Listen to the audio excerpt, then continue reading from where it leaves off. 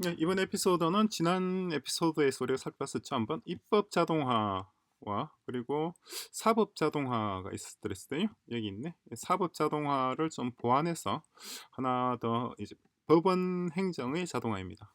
법원 행정, 법원 자동화 혹은 법원 행정 자동화예요.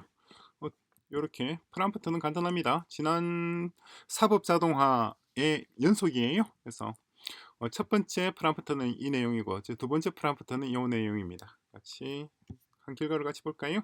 첫 번째 프롬프트예요. 그래서 상당히 짤막합니다.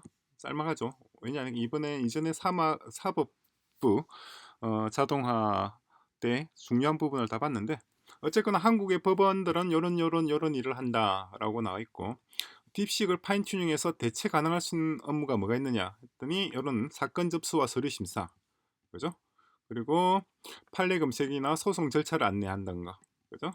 그리고 전자소송 서비스를 자동화하는 거, 이거 상당히 중요한 겁니다. 이게 무슨 말이냐니까 여러분들이 대법원 사이트 들어가 보셨나요? 전자소송 들어가면은 어, 전자소송 시스템 안내 요건가요? 여기 들어가시면은 여기 굉장히 좋은 게 있는데 지금 불행히도 제가 하고 있는 게 이 맥이에요. 맥은 우리나라 공공행정기관이 지원을 하지 않습니다. 그래서 대략적인 건 볼 수 있는데 실제 업무는 진행할 수가 없어요. 보시면 이제 뭐 진행 중 사건이 어떤 거고 사건 진행이 어떻고 서류 제출해서 각종 서류들 화면이 잘 보이나요? 있고. 전체 서류, 민사 서류 같은 경우에도 전체 서류를 보시면은 이런 서류들을 다 작성을 하고 온라인으로 접수를 할 수 있게끔 다 구성이 되어 있습니다. 서류도 굉장히 많죠. 그죠? 그러니까 초보자들은 변호사가 아니라고 한다면은 여기서 어떤 문서를 작성해서 어떻게 접수를 해야 될지 알 수가 없어요, 사실상. 그죠? 어. 그러니까 요런 일을 하는 게 이제 변호사가 요런 문서들을 대신 작성해서 민사소송을 진행을 할 수가 있는 거죠. 그중에서 예를 들어서 뭐 신청 취하 등등등 있는데 통합 로그인을 하고 어쩌고 돼 있는데 로그인을 여기 맥은 할 수가 없습니다. 자, 어쨌거나 요런 것들을 AI를 통해서 어떻게 자동화하느냐는 겁니다.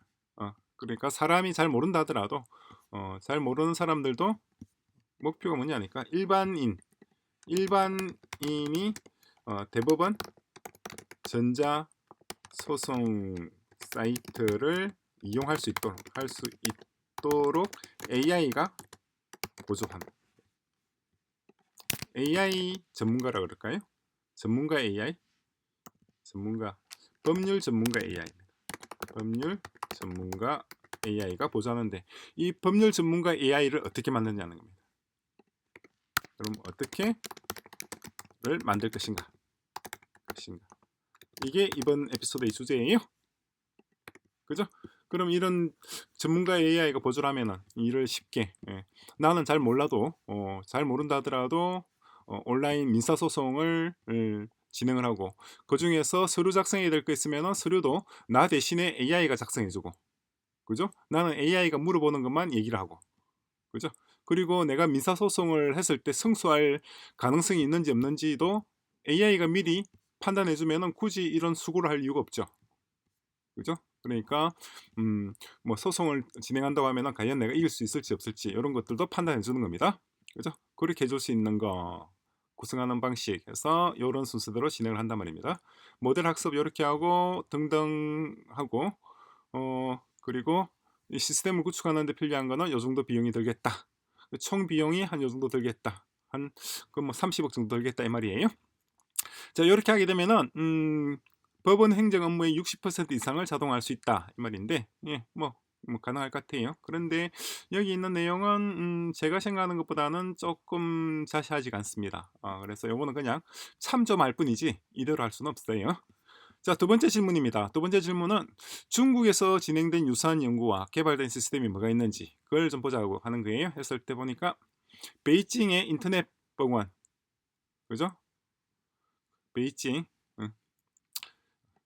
베이징 AI 보조 판사 보조, 그죠? 그래서 사건 유형별 판결을 이미 추천하고 있어요. 그러니까 사람이 판단하기 전에 AI가 먼저 사건에 대한 판단을 하는 거예요. 그죠? 그 민원인 입장에서도 좋죠. 민원인 입장에서도 내가 제기하려고 하는 소송이 성소할 수 있는 건지 아닌지 미리 판단할 수가 있잖아요. 변호사한테 물어보지 않더라도. 그죠? 그리고 소장 자동 분류도 있고 어 어니예요. 어니 3.0. 우리나라도 비슷한 모델이 있습니다. 하면은 평균 처리 시간도 줄이고 등등 하고 상하이의 스마트 코트. 그죠? 지능형 법원입니다. 그래서 예측 분석입니다. 이게. 그래서 이거는 내가 소송하기 전에 미리 파악할 수 있는 판단할 수 있는 거예요. 이길 확률이 70% 해봐라. 아니면은 돈만 날린다 하지 마라. 판단할 수가 있는 거죠. 그리고 알리바바의 이티브레인 법률에 알리바바도 당연히 답니다. 계약서 자동 검토. 그래서 내가 뭔가 집을 계약을 하거나 아니면은 뭐 비즈니스상으로 어떤 거래를 할 때 이 계약을 제대로 작성했는지 아닌지를 사실 전문가 아니면 알 수가 없어요. 그래서 계약서 작성을 도와주는 전문 변호사도 따로 있잖아요. 그죠? 그런 것을 AI가 대신하게 할 수 있죠. 그죠? 좋죠. 그리고 항저우시의 AI 법률 자문 서비스를 제공하고 있다. 알리바바입니다. 알리바바는 이거 딥시크랑 같이 하고 있는 거예요. 이티브레인. 다음에 한중 협력 가능한 기술 분야도 있고 바이두의 어니, 한국의 코볼트 서로 융합하는 거, 법률 용어 사정도 공동 구축하고 다음에 블록체인 엔터체인 엔터그룹 알리바바의 엔터그룹에서 하고 있는 게 있어요. 엔터체어라고 하는 블록체인 방식이 있습니다. 별 다른 건 없어요. 기존의 블록체인과 큰 다른 건 없습니다. 제 생각에는 우리가 만든 오픈애쉬가 훨씬 좋아요. 다음에 물론 제 생각입니다. 오픈애쉬가 블록체인보다 훨씬 좋다. 예측 분석 모델 마찬가지 상하이 법원에서 쓰고 있는 요거 Attention Architecture, Long Short Term Memory, LSTM은 Long Short Term Memory를 말하는 겁니다. 그리고 Attention Architecture 요거는 구글에서 만든 거예요. 그리고 분쟁 사례, FTA 분쟁 사례 학습을 위한 공동 구축 데이터셋을 하는 것 좋죠. 그리고 정부 간 협력은 채널 지금 과기부라 그러나요? 과기부하고 중국과학원에서 정부 간 협약이 있고 서울대 칭화대 공동 법률 연구센터 있다고 들었는데 어떤 연구 성과가 있는지는 사실 모르겠어요. 그거 다 알아보긴 하겠습니다. 그래서 기술 이전 절차는 중국 기술을 한국 법제에 적합한지, 그죠? 모델 학습 데이터도 중국 판례와 한국 판례 트랜스폼하는 겁니다. 그리고 대법원에 먼저 시범 운용을 하고 그 다음에 기술 선정하고 등등등등 해서 비용은 이 정도 들겠다, 기간은 이 정도 들겠다 나온 거예요. 그 성공 사례로 해서 선전하고 서울 간에 그죠? 중앙지법에 적용했던 AI 증거 분석 시스템 선전법원 그죠? 그래서 민사소송 처리량을 2023년도 요 정도 증가했다 이 말입니다. 요것도 구체적으로 어떻게 적용됐는지 요것도 제가 이 데이터를 한번 봐야 되겠어요. 아직까지는 이 데이터는 제가 모릅니다. 받아본 적이 없어요. 그래서 잠재적 리스크하고 등등 하면은 어쨌거나 15개월 이내에 상용화 가능하고 돈은 한 30억 들겠고 그리고 한국과 중국이 동아시아 AI 법률 표준을 주도할 수 있다. 그러니까 같이 해보자. 해보면 좋다 이 말이에요. 해보면 좋죠. 그랬는데 일단 이걸 한다 그러면은 서울중앙지법만 하더라도 너무 규모가 커요. 그래서 만약 한다면 아니고 하죠. 당연히 합니다. 하는데 어디다 하냐니까 제주지방법원을 하겠습니다. 제주지방법원. 왜냐하니까 조그만하단 말이에요. 인구 60만. 서울은 인구가 1000만이잖아요. 1000만 명을 하는 것보다는 인구 60만의 제주지방법원에다가 시스템을 한번 적용하는데 어떻게 적용하느냐니까 서울지방법원에 있는 법원의 데이터 가져오고 그 다음에 중국 선전시 데이터 가져오고 중국 상하이시 데이터 가져오고 중국 베이징시에 적용했던 데이터 가져오고 그리고 칭화대와 서울대에서 연구환경 성과를 같이 한번 가져올 거예요.